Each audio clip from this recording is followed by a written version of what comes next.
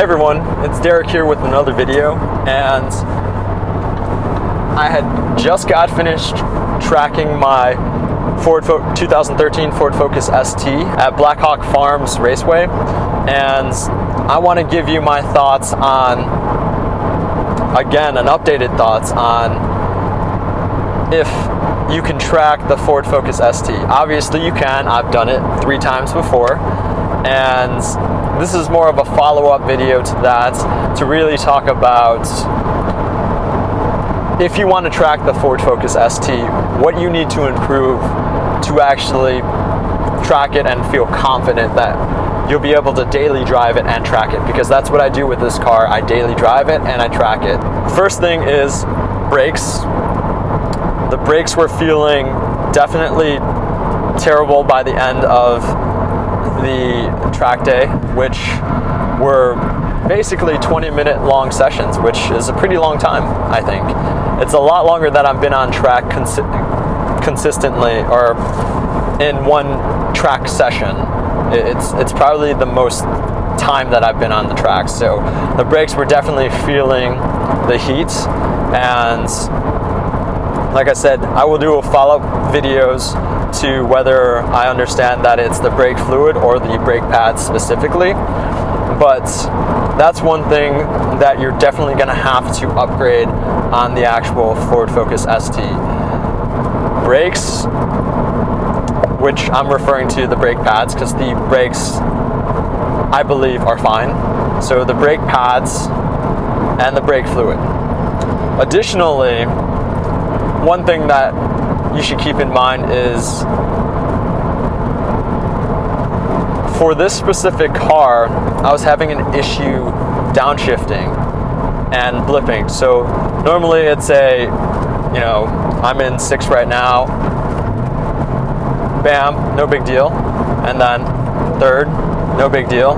It's really quick, but like when you're in these high gear, or when you're in these low gears at high RPMs, the transmission seems to, so that could be the trans fluid, it could be the clutch fluid, so it could be a number of different things that were sort of reacting sluggishly to me. So that's one thing to keep in mind.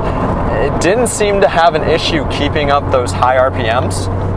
I think I hit a high of around, I don't think it went higher than 245 on the temp gauge, which is really good. I didn't have any problems with cooling, so that's really nice. This is a basically stock vehicle, other than a few suspension mods and different tires. The 2 things that I have on here are oil separators, so a front and rear oil separator, one that goes in front of the engine and one that goes behind. So I gotta check that to make sure that I empty that catch can out. And so, sorry, it's called an oil separator or an oil catch can. And other than that, it's stock. I have a Cobb access port, which is tuned to stage 1, so off the shelf stage 1. It's not even pro tuned, so it wasn't in limp mode or anything like that. But if you go back to the video of me tracking the car, I'm trying to blip the throttle to downshift into 3rd gear, which would seem to be fine because there's plenty of power in the lower rev range. I think when I downshifted into 3rd gear, I would start going around I would be around 3,000 RPM. So I have plenty of power in that. So I don't think I needed to shift into 2nd there. It's possible that I need to shift into 5th on the top end, because my top speed, I believe, was probably 102 miles an hour. So yeah, there could be an upgrade of the transmission fluid that I need, just so I can track the car. So that leads me into sort of my thoughts around having this car and daily driving it and tracking it. I don't really think it's the best idea to daily drive and track this car. It's possible that the car got too hot and it wouldn't let me blip it. I'm not entirely sure what the issue was, but yeah, those are the things that you should really take a look at and really focus on. If you're driving correctly, if you're braking as hard as you should be boiling the brakes or the brake fluid fairly easily on this car. And yeah, I'm going to check the brake pads after this, and I'm going to check the brake fluid as well.